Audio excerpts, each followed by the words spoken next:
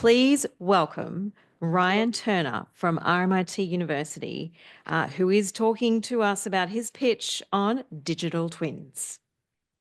Hi there, everyone. My name is Ryan Turner. I am a PhD student from RMIT University studying geospatial science. I'm also a research assistant at RMIT Center for Urban Research. My pitch today to you all is all about a digital twin for near real-time flood insights. Imagine a 3D interactive application that enables live flood tracking, future flood prediction, and a historical flooding viewer all into one accessible tool. As a step forward from simply overlaying static flood extent polygons onto 2D maps, this kind of technology can now be enabled through enhances in digital twin technology that enable live updates in close to real time. So as we all know, flooding disasters within Australia are a common occurrence. Unfortunately, they are only going to become more and more common and more impactful. Records indicate that heavy rainfall events is leading to more and more flooding, stemming from overall increases to like climate change. This also leads to an increased risk to floods within urban areas due to large amounts of concrete, as the other team mentioned as well. And floods in urban areas that can lead to loss of life, damage to property, and many other negative effects. Australia's first ever national climate risk assessment, just published recently, identified floods as one of 10 key priority hazards. So it is clear to us all that we can't prevent floods from happening. However, they're going to become more and more frequent, more and more disastrous. And if we don't innovate in our response to them, then we're going to feel the hurt. We can't prevent them from happening. However, we can better manage them through timely warnings and faster responses. This can be realized through data-driven solutions, and recent advances in digital twin technologies can now enable the realization of high resolution and high frequency insights into the urban fabric, as shown here. So what is a digital twin? A digital twin is essentially a digital model, which is a replica of a physical entity. And this has some kind of live connection to this physical entity through sensors and communication devices. These can be all grouped into a singular category, which is called Internet of Things, or just IoT.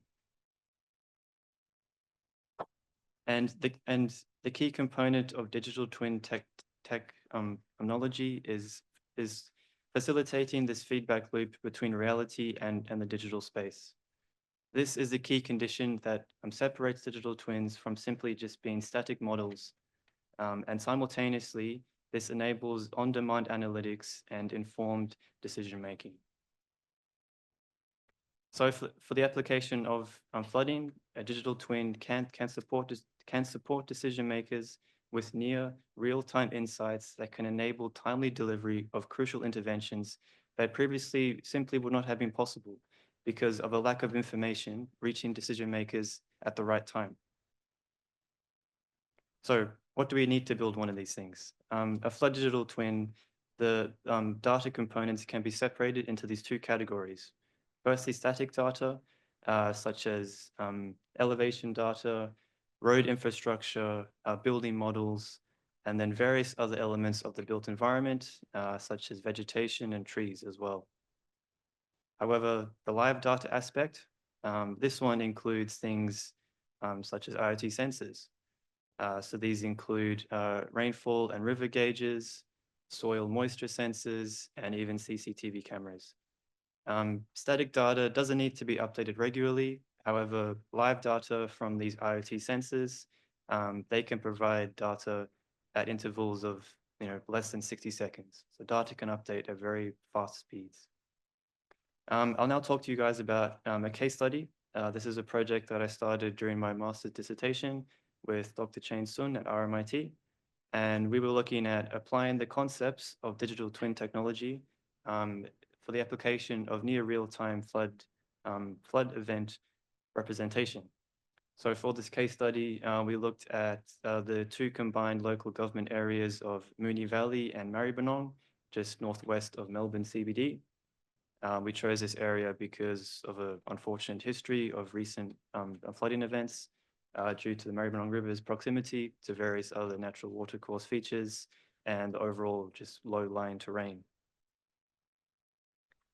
With the help of Melbourne Water, we gained access to 4 independent weather stations.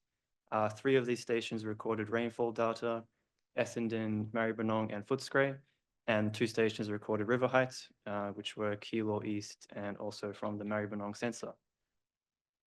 We spatially analyzed historical flooding data to determine rainfall and river height thresholds that informed a flood extent model. Next, we then spatially analyzed, we then developed an application using cesium that displayed the overall terrain and the built environment in a 3D interactive tool. Integration of data from the water sensors included accumulated rainfall from the past 24 hours and also live river level heights.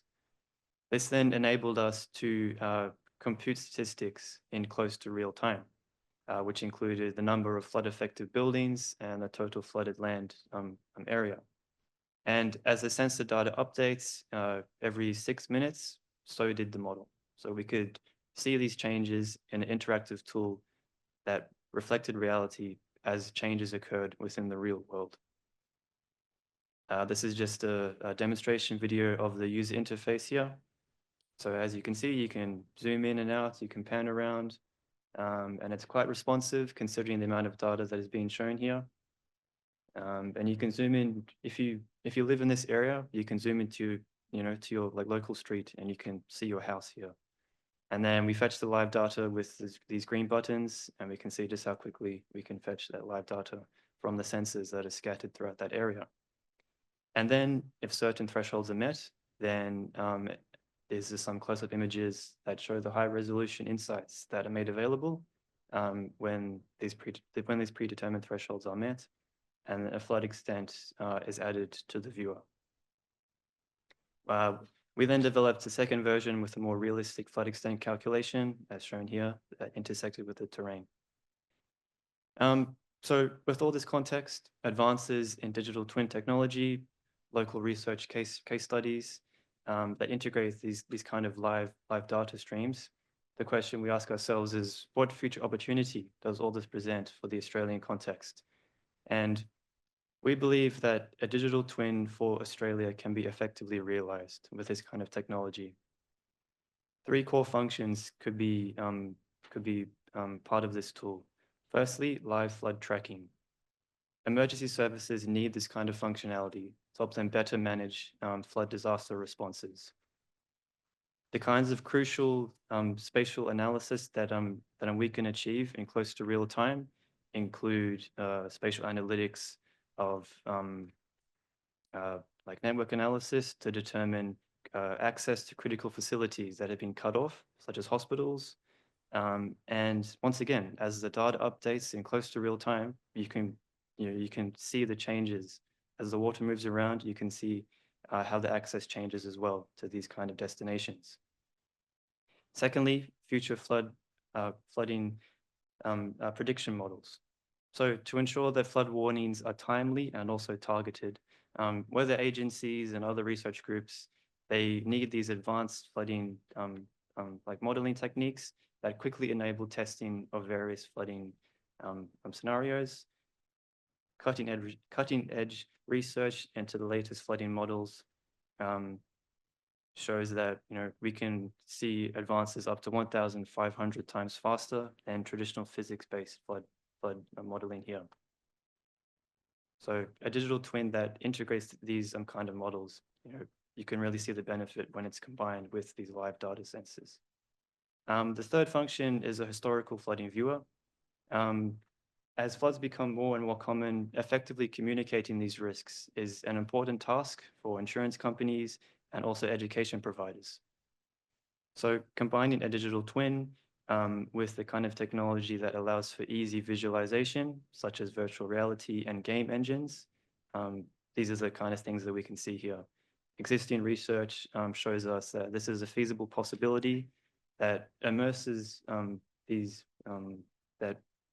users into locations that are personally known to them. Once again, you can go into your street, you can visualize what a flood would look like in your, close to your home, which is, has this personal connection. Nationwide scalability. In terms of the data that is needed, as I outlined earlier, importantly, we have the live rainfall and the river height sensors, currently under management of the Bureau of Meteorology and various other state water agencies. There are currently 6,000 measurement stations in operation across the country, and these record and transmit data such as water course level, water course discharge, and rainfall as well. And these sensors are often within urban areas, which does propose a barrier to expansion of this kind of technology into regional areas. However, recent advances in low-cost sensor technology, such as those seen developed by the group called Open Flood Gauge, sees development of low-cost sensors that makes expansion into regional areas much more feasible. Now, impact on the infrastructure. So, in terms of physical infrastructure, the only thing necessary is IoT sensors. These are often already existing within the environment. Okay, so IoT sensors in terms of physical infrastructure, they already exist. They're non-obtrusive entities, and recent advances in technology is only making them cheaper and more accessible. In terms of social and community infrastructure, so being able to interact with these flood visualizations in places personally known to the user is this kind of social infrastructure. It has this personal kind of connection because it provides a tangible experience of flooding impacts. And once again, promotes awareness. Education providers can use this kind of technology to demonstrate the risk of floods. And then urban planning. So community infrastructure, you can use it as a way to demonstrate what floods would look like, demonstrate what flood risk zones are, and communicate to clients and stakeholders with this kind of technology too. One of my previous slides showed examples of the kinds of static data that are needed for a flood digital twin. All of these were sourced from the publicly available digital twin Victoria project. So with this example, at least within metropolitan Melbourne, we already have all the data that we need. It's already there. And research precedence shows us that, combining all these kind of data from various places can enable these kind of tools. From my own experience of developing this prototype tool, it did become clear to me that great potential was being missed due to this concept of data silos. This refers to the concept that data is being stored independently, they don't communicate with each other. Perhaps there's restrictions between different organizations and things. So we believe that what is needed now is refreshed data governance frameworks. This can help promote more transparency and tighter collaboration between organizations across industries to pull together their data and the resources. So the challenge is not the technological things. There's been many advances in recent years. It's more so gathering data from all these different independent places because it already exists. We just have to bring it together. And I think that the case study that we demonstrated today, it shows promising potential, but it simply would not have been possible without enrichment from these multiple distant data sources that would see much more benefit if they were interconnected. Thank you for your attention.